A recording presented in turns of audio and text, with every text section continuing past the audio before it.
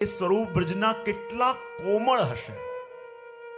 અને કોમળ હોય એટલે જ તો જ્યારે શ્રી મહાપ્રભુજી પણ ઉપર પધાર્યા અને શ્રી ગિરિરાજજીની શિલાઓ એવી દ્રવિત થઈ કે ઠાકોરજીના ચરણારવિંદના ચિહ્નો એમાં ક્યાંથી હોય કે જ્યારે એવી કોમલતા શ્રી ગિરિરાજ બાવાએ પ્રગટ કરી હોય. અને એટલે તો એ અંકિત કર્યું છે. અને એ જ વ્રજ પરિક્રમા કરતા કરતા આપણે કાલે ક્યાં સુધી આવ્યા? વૃંદાવન. કાલે વૃંદાવન સુધી આવ્યા. વૃંદાવનમાં એવો હોરી ખેલ કર્યો કે મને લાગે છે કોઈ કોરા રહ્યા નહીં હોય. બધાએ રંગ્યા અને બધા રંગાયા પણ ખરા. અને આ વૃંદાવન એ સ્થાન છે કે જ્યાં ભક્તિ મહારાની જ્યારે વૃદ્ધ થઈને આવ્યા હતા તો વૃંદાવનમાં આવીને યુવા થયા. જે ભક્તિ મહારાની વૃંદાવનમાં વૃદ્ધ થઈને આવ્યા હતા પણ વૃંદાવનમાં રહીને જે યુવા થયા. અને જુઓ, આપણે પણ પ્રભુની સેવા કરવા બેસીએ અને મન ન લાગે, સત્સંગમાં બેસીએ ચિત્ત ન ચોંટે તો માનજો આપણા ભક્તિ મહારાની પણ હવે વૃદ્ધ થવા લાગ્યા છે. પણ જ્યારે વૃંદાવનની લીલાનો અનુભવ કરીએ તો કાલે આપણને લાગતું હતું કે કોઈ ઉંમર બાદ છે જ નહીં, બધા યુવા થઈને એવા નાચી રહ્યા છે, એવા નાચી રહ્યા છે કે જાણે દરેકના હૃદયમાં રહેલા એ ભક્તિ મહારાની યુવા થઈ ગયા હોય અને પ્રભુને પ્રસન્ન કરવા માટે થન ગણી રહ્યા હોય. એવો અનુભવ આપણને વૃંદાવનની લીલામાં થયું. અને એ જ વૃંદાવનની ભૂમિ કહેવાય ને કે આપણા અંદર રહેલા ભક્તિને જે તરુણી બનાવી દે, ભક્તિને જે યુવા બનાવી દે, એ જ તો વૃંદાવન. અને વૃંદાવનની લીલાનો અનુભવ પણ આપણે કર્યો. અને એ વૃંદાવનથી આગળ આપણે ગયા, અક્રૂર ઘાટના દર્શન પણ કર્યા હતા. અને અક્રૂર ઘાટ કયું?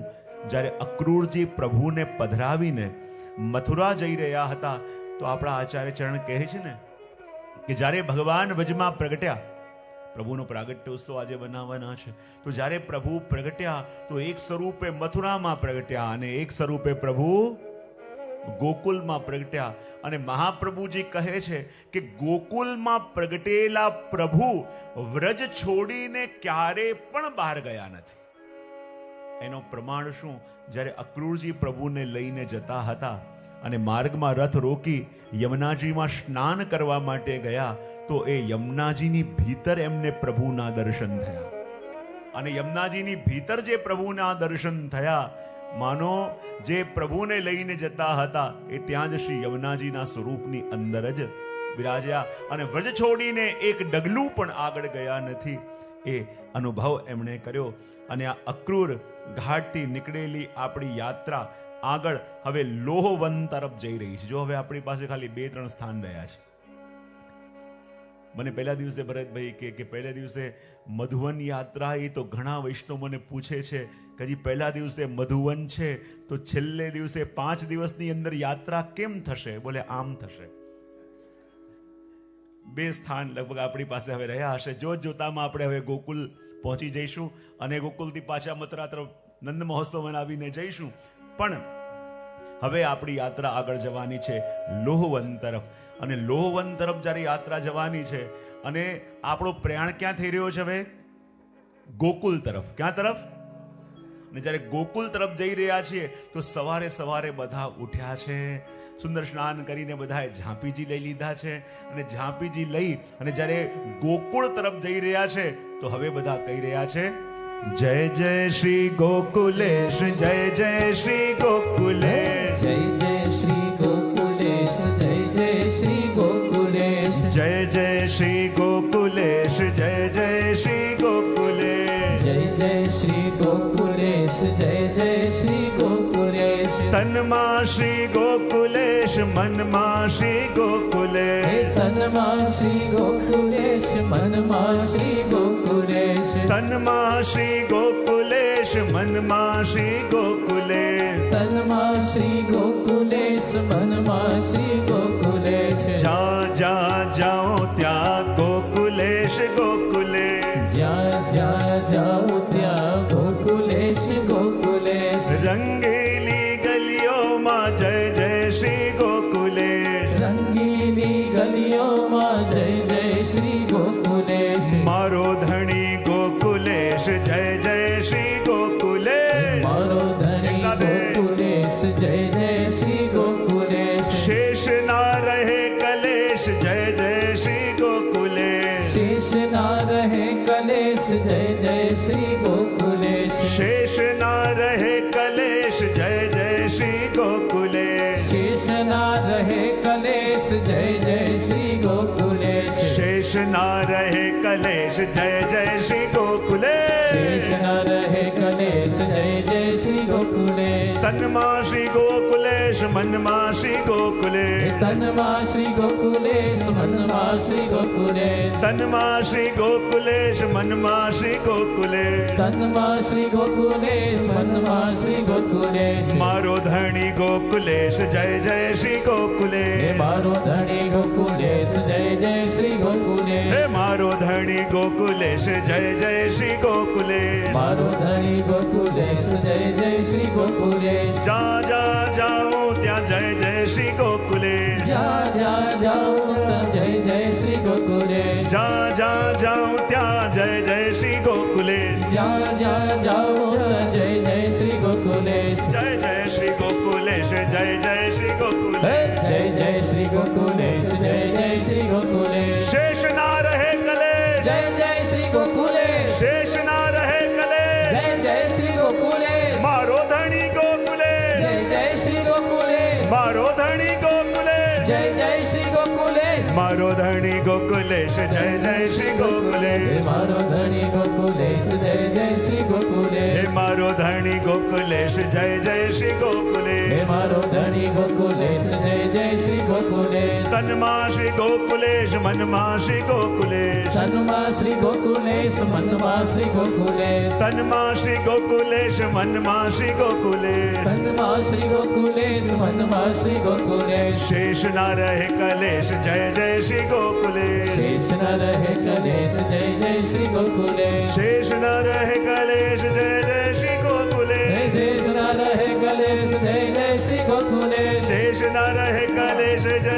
જય શ્રી ગોકુલેશ. શેષ ન રહે કલેશ જય જય શ્રી ગોકુલેશ. શેષ ના રહે કલેશ જય જય શ્રી ગોકુલેશ. શેષ ન રહે કલેશ જય જય શ્રી ગોકુલેશ. જય જય શ્રી ગોકુલેશ. જય જય શ્રી ગોકુલેશ. જય જય શ્રી ગોકુલેશ. જય જય શ્રી ગોકુલેશ. જય જય શ્રી ગોકુલેશ. જય જય શ્રી. ગોકુલેશ. હવે ગોકુલ તરફ જઈ રહ્યા છીએ. આપણી યાત્રા જય જય શ્રી ગોકુલેશનું સ્મરણ કરતા કરતા, અને જો ઘણીવાર કોઈએ પૂછ્યું શ્રી ગોકુલેશના સેવકને અને પૂછ્યું કે જો એમ એક તરફ વૈષ્ણવ જય શ્રી કૃષ્ણ કરતા હોય એમાં તો એક જય છે, પણ જ્યારે શ્રી ગોકુલનાથજીનું સ્મરણ કરે ત્યારે જય જય શ્રી કેમ આવે, બે વાર જય કેમ આવે? તો કહેવાય કે આ સ્વરૂપ એવું છે કે જેનું નામ અને જેના સેવ્યનું નામ બંને શ્રી ગોકુલનાથ છે. તો જ્યારે બે વાર જય જય કરીએ તો સેવ્ય અને જેને માથે બિરાજે છે એ આચાર્ય બંનેનું સ્મરણ જય જય શ્રીમાં થઈ જાય. અને એટલા માટે સ્મરણ કરતા કરતા આપણી યાત્રા હવે લોહવનમાં આવી છે. અને લોહવનમાં આવી છે અને માર્ગમાં લોહવન તરફ આપણે જઈ રહ્યા છીએ. અને લોહવન તરફ જઈ રહ્યા છીએ અને માર્ગમાં આવે છે માન સરોવર. કયું સ્થાન આવે છે? અને આ માન સરોવર એ સ્થાન છે કે જ્યાં સ્વામિનીજીએ ગૂઢ માન કર્યું હતું અને પ્રભુએ યુક્તિથી એ માન છોડાવ્યું હતું.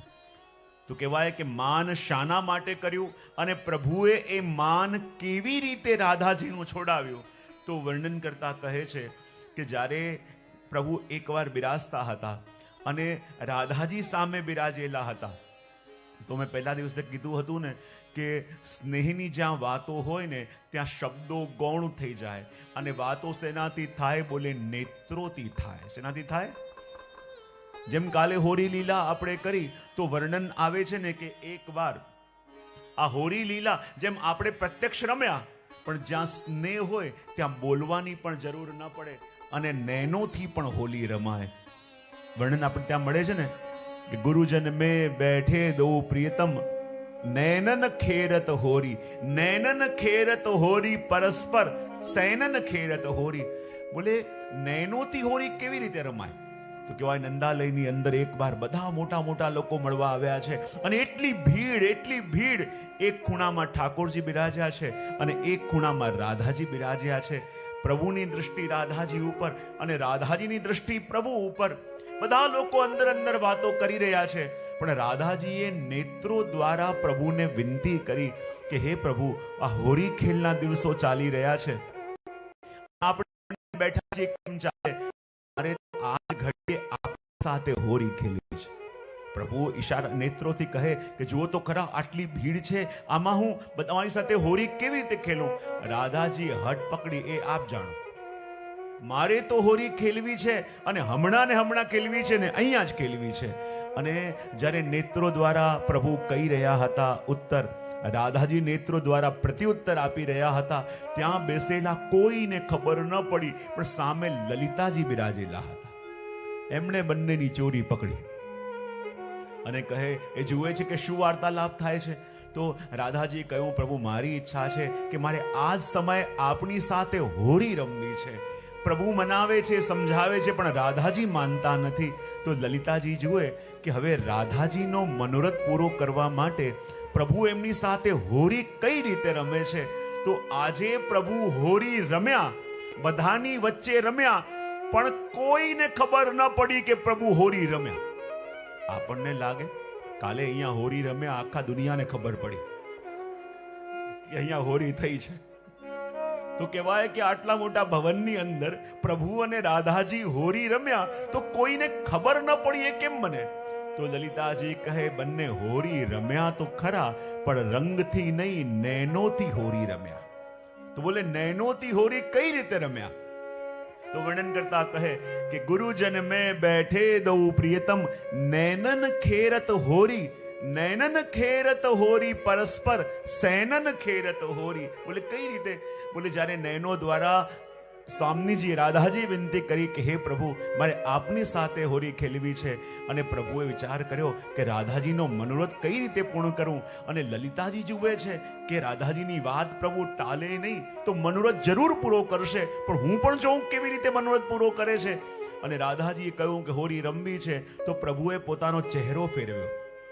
જ્યાં ચહેરો ફેરવ્યો તો શું જોયું? રાત્રિ જાગરણને કારણે પ્રભુના નેત્રો અરુણ થયેલા હતા, લાલ લાલ થયેલા હતા. અને એવા રાત્રિ જાગરણને કારણે અરુણ થયેલા નેત્રો દ્વારા પ્રભુએ એવી રીતે ફરીને રાધાજીને જોયું કે દ્રષ્ટિ રાધાજી સહન ન કરી શક્યા અને પોતાની દ્રષ્ટિ ફેરવી લીધી. અને લલિતાજીને લાગ્યું કે જ્યારે રાધાજીએ હોરી રમવાની વિનંતી કરી તો લાલ લાલ નેત્રો જે થયેલા છે એનાથી પ્રભુએ એવી રીતે જોયું અને રાધાજી મુખ ફેરવ્યું. અને લલિતાજીને લાગ્યું કે રાધાજીનું મનોરથ પૂરો કરવા માટે આ અરુણ નેત્રોથી એવી રીતે પ્રભુએ જોયું કે માનો કેસર ભરેલી પિચકારી રાધાજી ઉપર મારી હોય એવા દર્શન એમને થયા. અને જ્યાં કેસર ભરેલી પિચકારી મારી અને હવે રાધાજી આમ ફરીને પ્રભુની ઓર જોયું, અને જ્યાં ફરીને પ્રભુની ઓર જોયું અને રાધાજી જે પાન અરોગતા હતા એની પીઠ થોડીક બહાર આવી. અને લલિતાજીને લાગ્યું કે જ્યારે કુમકુમ ભરેલી પિચકારી પ્રભુએ મારી તો એના ઉત્તરમાં કેસર ભરી પિચકારી રાધાજીએ પ્રભુ ઉપર મારી. અને હવે વારો હતો પ્રભુનો.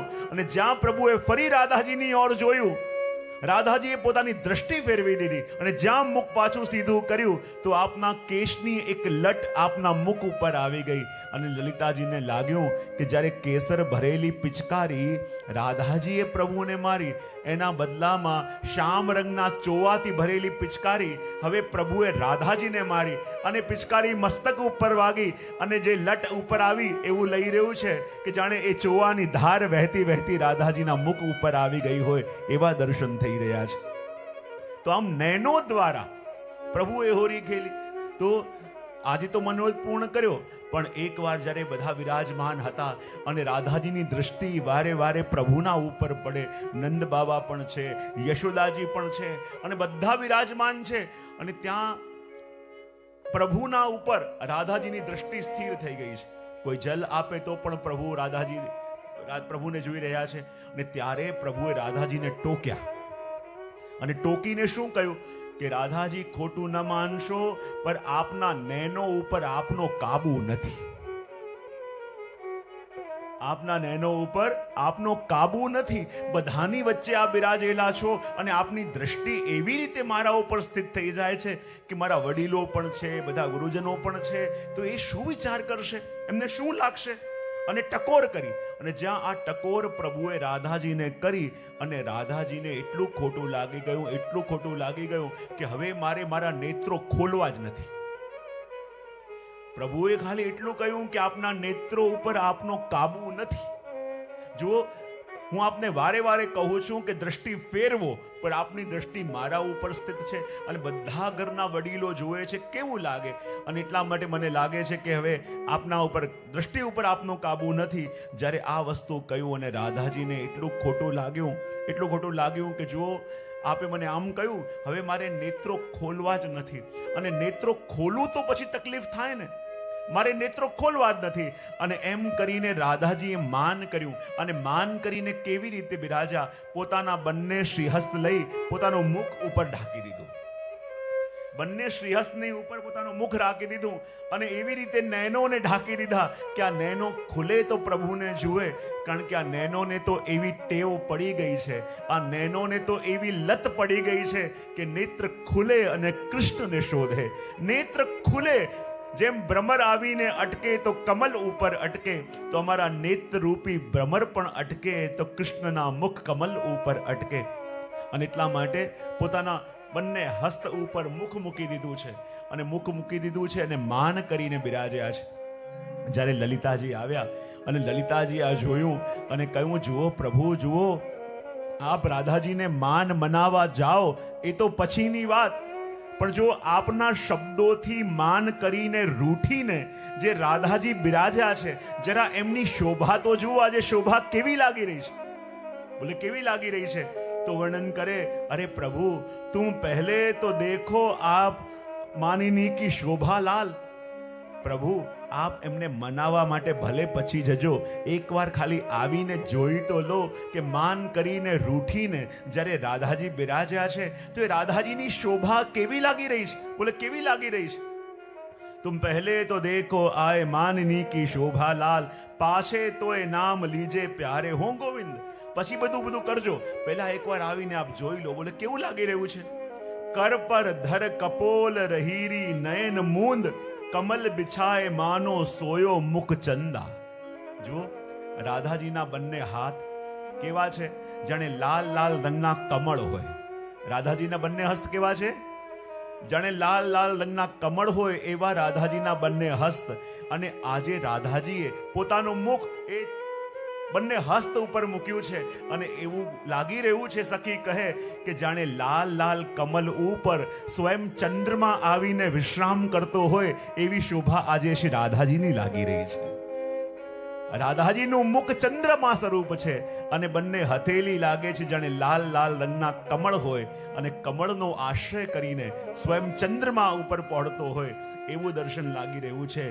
કમલ બિછાય માનો સોયો મુખ ચંદ, नंददास प्रभु ऐसे काहू को रुसिए बल, जाको मुख देखत है मिटत दुख द्वंद.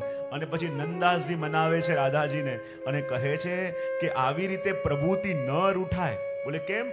જેનું મુખ જોઈને દુઃખ દ્વંદ ટલે, આપ એનાથી કેમ રૂઠો છો?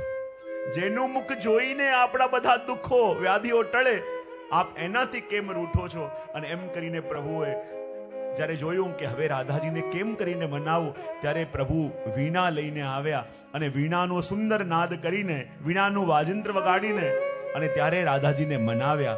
એ આ સ્થાન છે કે જ્યાં રાધાજી અને પ્રભુ એકબીજાનું માન દૂર કર્યું, અને માન દૂર કરીને એ કૃપા કરી. કારણ કે જો મેં પહેલા પણ કહ્યું હતું ને કે આપણો જે સેવાનો ક્રમ છે ને, એ સેવાના ક્રમમાં દરેક જગ્યાએ આપણા સ્વામીજી છે. કારણ કે પ્રભુ બાલ સ્વરૂપ છે, સાથે સાથે કિશોર સ્વરૂપ પણ છે કે નહીં?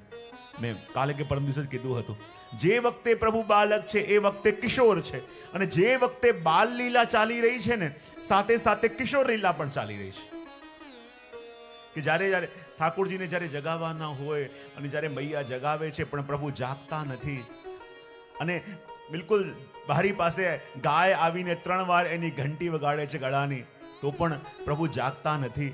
યશોદા મૈયા પ્રભુને જગાવીને થાક્યા છે તોય જાગતા નથી. અને ત્યાં વિશાખાજી આવે છે અને કહે છે, મૈયા, હું દહીં વેચવા જતી હતી, મને લાગ્યું કે એકવાર લાલાના મુખના દર્શન કરીને જાઉં. બોલે, કેમ? તમારા લાલાના મુખના દર્શન કરીને જાઉં ને મારું બધું દહીં વેચાઈ જાય છે. અને જો હું આજે એકલી નથી આવી, જોડે શ્રી રાધાજીને પણ લઈને આવી છું. અને જ્યાં રાધાજીને પણ લઈને આવ્યા તો યશોદાજી કે, મારાથી તો કનૈયા જાગતો નથી, એવું કરો તમે જગાવીને બતાવો. અને જે જોઈતું હતું એ સખીજનોને મળી ગયું. અને વિશાખાજી, ચંદ્રાવલીજી, શ્રી રાધાજી બધા કક્ષમાં પ્રવેશ કરે છે અને જુએ છે. જુઓ તો ખરા, પ્રભુ સૈયાજી ઉપર પહોળેલા છે અને ઝીણી ઝીણી હલકી હલકી ચાદર આપે ઓઢેલી છે. એમાંથી પ્રભુના શ્રીઅંગના દર્શન થઈ રહ્યા છે. પણ પ્રભુ નેત્રો ખોલતા નથી. તો ચંદ્રાવલીજી કહે કે પ્રભુ નેત્ર ખોલતા કેમ નથી? અને વિશાખાજીની વાત સાંભળીને ચંદ્રાવલીજી કહે, જો પ્રભુના નેત્ર નહીં, એ તો કમલ છે. અને રાધાજીએ કાનોમાં ધારણ કરેલા કુંડલ, એ સ્વર્ણના કુંડલ નહીં, એ તો સૂર્ય છે. અને કમળ ત્યારે ખીલે જ્યારે સૂર્યના કિરણો એની ઉપર પડે. એમને એમ જગાવીશું, પ્રભુ જાગશે નહીં. એવું કરો, શ્રી રાધાજીને સામે લાવીને ઊભા કરી દો. અને જ્યાં રાધાજીને સામે આવીને ઊભા કર્યા, દ્વારમાંથી બારીમાંથી સૂરજની સીધી કિરણ આવી રાધાજીના સ્વર્ણના કુંડલ ઉપર. અને એ કુંડલનો પ્રકાશ જ્યારે પ્રભુના નેત્ર ઉપર ગયો તો જેમ સૂરજની કિરણો પડે અને કમળની કલી ખીલે, એમ જ્યારે રાધાજીના કુંડલનો સ્વર્ણ પ્રકાશ પ્રભુના નેત્ર ઉપર ગયો અને પ્રભુના નેત્ર રૂપી કમળ ખીલ્યા. જ્યાં પ્રભુ જાગ્યા અને મૈયાએ કલેવું પધરાયું. અને જ્યારે મૈયા હતી અને કહે, અરે રાધાજી, આપ એવું કરો, પ્રભુને અરોગાવો. અને જ્યાં બધા પ્રભુને અરોગાવે ત્યાં સુધી બાલ લીલા. પણ જ્યારે યશોદાજી બહાર કંઈક લેવા જાય ત્યારે પ્રભુ રાધાજીને અરોગાવે અને રાધાજી પ્રભુને અરોગાવે. ત્યાં કિશોર લીલા પ્રારંભ થઈ જાય. અને આખા અંદર અને પાછા ઠાકોરજી કલેવું અરોગે અને કલેવા પછી અને બહાર ખેલવા માટે પણ પધારે. અને ત્યારે રાધાજી ત્યાં અને આવીને મૈયાને કહે, જો મૈયા, આ તમારો લાલો એટલો ભૂલક્કડ છે. કેમ? કાલે જ્યારે હું ચાલતી આવતી હતી તો વનમાં આ તમારો આ વાંસળી ભૂલીને આવ્યો અને હું આવ્યો. તો જ્યાં તમે વાંસળી લઈને આવ્યા ને, જગ્યા હું મારા સ્વર્ણના અને મારા કુંડલ, કડા, એ બધું એ તો લાપો. રાધાજી કે, આ તો ગજબ છે. હું વેણું ગોતીને આવી અને મારા પર ચોરીનો ઇલ્ઝામ. બોલે, ના, જ્યાંથી તમને વેણું મળીને ત્યાં મારા કુંડલ અને મારા કડા પણ છે. મને એ જગ્યા બતાવવા લઈ જાઓ, ક્યાંથી મળ્યું. અને આ બહાનાથી રાધાજી સાથે પ્રભુ ખેલવા પધારી જાય. અને જ્યારે સ્નાનનો સમય થાય, મૈયા પ્રભુને બોલાવે અને ત્યાં પાછા બધા ગોપીજનો આવે.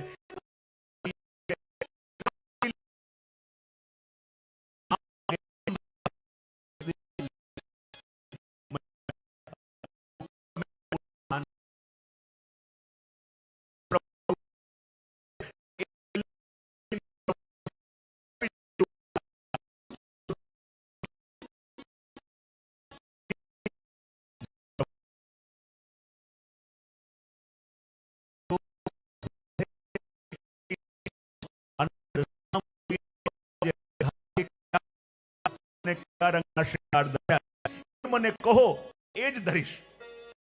અને આપણે ત્યાં જુઓ, આ એ સખી છે કે જે જોઈને બરસાનામાં આપણે જ્યારે રોજ ઠાકોરજીને વસ્ત્ર અને શૃંગાર ધરાઈએ, શેમાં જોઈને ધરાઈએ? સેવા પ્રણાલિકાની પુસ્તિકામાં. તો આપણે ત્યાં કહેવાય કે સેવા પ્રણાલીની પુસ્તિકા શું છે? એ રાધાજીની એ સખી છે જે બરસાનાથી જોઈને આવી છે કે આજે રાધાજીએ કયા વસ્ત્ર અને શૃંગાર ધરાયા છે, અને એ આપણને બતાવે છે. ત્યારે આપણે એવા ને એવા વસ્ત્ર અને શૃંગાર પ્રભુને ધરાઈએ છીએ. અને એ જ વસ્ત્ર અને શૃંગાર આજે પ્રભુ ધરે છે. એ જ રીતે જ્યારે રાજભોગ આવે તો રાજભોગની અંદર પણ આપણે દરેકમાં તુલસી પત્ર પધરાઈએ છીએ ને ભોગમાં. બીજા કોઈ ભોગમાં તુલસી પત્ર ના આવે, મંગલ ભોગમાં ના આવે, રાજભોગમાં તુલસી પત્ર આવે. બોલે કેમ? રાધાજીના દેહની સુગંધ અને તુલસીજીની સુગંધ એક સમાન છે. એટલે દરેક સામગ્રીની ઉપર રાજભોગમાં તુલસી પત્ર આવે. અને મંદિરમાં તો શંખોદક પણ થાય. શંખોદક શંખમાં જલ પધરાવી, તુલસી પધરાવી અને દરેક સામગ્રી પર છાંટવામાં આવે. બોલે કેમ? આ શંખનો આકાર રાધાજીના અધર જેવો છે. અને પ્રભુ વલ્લભાખ્યાનમાં કહે મને બીજું કાંઈ ના ભાવે, હું ખાવું તો શું આરોગું? બોલે રાધા અધર સુધા વિના પીવું ને બીજું તે કાંઈ નવ ભાવેજી. એ પ્રભુનું અધરામૃત થઈ જાય ત્યારે પ્રભુ આરોગે. અને એક એક વસ્તુ માં શ્રી રાધાજીનો સંબંધ છે. અને એટલા માટે આજે પ્રભુને મનાવ્યા અને મનાવીને અને આ સ્થાનનું દર્શન કરી આપણી યાત્રા આગળ ગોકુલ જઈ રહી છે. એનાથી પહેલા દાઉજી પણ આવશે, પણ આપણે બધા ભાવથી અને પ્રેમથી ગોકુલ તરફ જઈ રહ્યા છે અને ભાવથી બધા બોલી રહ્યા છે, જય જય શ્રી ગોકુલેશ, જય જય શ્રી ગોકુલેશ, જય જય શ્રી ગોકુલેશ, જય જય શ્રી ગોકુલેશ, જય જય શ્રી ગોકુલેશ, જય શ્રી ગોકુલેશ, જય જય શ્રી ગોકુલેશ, જય જય શ્રી ગોકુલેશ, ગામ ગામ ગોકુલેશ, જય શ્રી ગોકુલેશ, ગામ ગામ ગોકુલેશ, જય જય શ્રી ગોકુલેશ, તનમાં શ્રી ગોકુલેશ, મનમાં શ્રી ગોકુલેશ, તનમાં શ્રી ગોકુલેશ, મનમાં શ્રી ગોકુલેશ, તનમાં શ્રી ગોકુલેશ, મનમાં શ્રી ગોકુલેશ, તનમાં શ્રી ગોકુલેશ, મનમાં શ્રી ગોકુલેશ, ગામ ગામ ગોકુલેશ, જય જય શ્રી ગોકુલેશ, ગામ ગામ ગોકુલેશ, જય જય શ્રી ગોકુલેશ, મારો ધણી ગોકુલેશ, જય જય શ્રી ગોકુલેશ, મારો ધણી ગોકુલેશ, જય જય શ્રી ગોકુલેશ, મારો ધણી ગોકુલેશ, જય જય શ્રી ગોકુલેશ, મારો ધણી ગોકુલેશ, જય જય શ્રી ગોકુલેશ, મારો ધણી ગોકુલેશ, જય જય શ્રી ગોકુલેશ, મારો ધણી ગોકુલેશ, જય જય શ્રી ગોકુલેશ, મારો ધણી ગોકુલેશ, જય જય શ્રી ગોકુલેશ, મારો ધણી ગોકુલેશ, જય જય શ્રી ગોકુલેશ, જય જય શ્રી ગોકુલેશ, જય જય શ્રી ગોકુલેશ. જય જય શ્રી ગોકુલેશ, જય જય શ્રી ગોકુલેશ. આપણી યાત્રા દાઉદ ગામની છે. ગોકુલ પાસે કેટલા લોકો ગયા છે? બહુ સુંદર. કહેવાય કે પહેલા એનું નામ ગામ હતું. દાઉજીના સ્વરૂપ હોવાને કારણે જેમ છે ત્યાં જ વચના જઈએ. આ નામ દાઉદી થયું. દાઉદના મંદિરને. અને કહેવાય ને કે આ પણ દર્શન એ સિદ્ધ કોણે કરાયું? બોલે એ જ વજનાભજીએ. એના પૌત્ર આપણે કહીએ ને કે જેમણે વજના બધા સ્થાનો પ્રગટ કર્યા અને એ જ વજ્રનાભજીએ આ મંદિરનું જીર્ણોદ્ધાર પણ કરાયું અને એમની અંદર સ્વરૂપ પધરાવ્યા અને ગોકુલનાથજી પુનઃ દાઉજીને ત્યાં પાઠ પધરાવ્યા. અને કહેવાય કે જ્યારે ઔરંગઝેબની સેના અહીં વ્રજ ઉપર આક્રમણ કરીને આવી હતી ત્યારે આ જ દાઉજીના મંદિરમાંથી એ વખતે હજારો લાખો ભમરાઓ નીકળ્યા અને ભમરાઓ જઈને ઔરંગઝેબની સેના ઉપર આક્રમણ કર્યું અને આખી સેના ત્યાં અંદર આયા વિના ડરીને ભાગી હતી. અને દાઉજી એ બ્રજના રાજા પણ આપણે ત્યાં કહેવાય છે. અને દાઉજી છે ગૌર, પણ આપણે ત્યાં જ્યાં જ્યાં પણ દાઉજીનું સ્વરૂપ બિરાજે શ્યામ સ્વરૂપ દાઉજી બિરાજે છે. ત્યારે જ્યારે પણ દાઉજીની અંદર પ્રભુનો આવેશ આવતો, પ્રભુની અંદર પ્રભુનો આવેશ આવતો, ગૌર સ્વરૂપના દાઉજી એ શ્યામ સ્વરૂપના થઈ જતા અને જ્યારે શ્યામ સ્વરૂપ થઈ જતા એ જ સ્વરૂપ ત્યાં પુષ્ટિ માર્ગ છે. જ્યારે જ્યારે પણ પ્રભુ કોઈ જીવોની ઉપર કૃપા કરવા માટેનો વિચાર કરે ને ત્યારે દાઉજીને સાથે લઈને પધારે. યુગલ ગીતના અંદર પણ જ્યારે ગિરાજજીના શિખર ઉપર પ્રભુ અને દાઉજી સાથે ઉભા હોય છે ત્યારે મહાપ્રભુજી સુબોધનીજીમાં કહે છે કે જો આજે પ્રભુએ જીવોની ઉપર કૃપા કરવાનો વિચાર કર્યો છે, કારણ કે પ્રભુએ સંકલ્પ કર્યો હતો. શું સંકલ્પ કર્યો હતો? કે જેટલા વ્રજવાસીઓ મને પ્રેમ કરે છે એટલો સ્નેહ મારે પણ આજે મારા વ્રજવાસીઓને આપવો છે. અને વિચાર કર્યો કે એ સ્નેહ કેવી રીતે આપું? તો પ્રભુ શ્રી ગિરિરાજજીના ઉપર ઉભા રહ્યા કારણ કે જ્યારે જ્યારે પણ પ્રભુને એમના ભક્તોની ઉપર ખૂબ પ્રેમ આવે યા પ્રેમ લૂંટાવાનું મન થાય ને, ત્યારે પ્રભુ ગિરિરાજજીના શિખર ઉપર આવી જાય.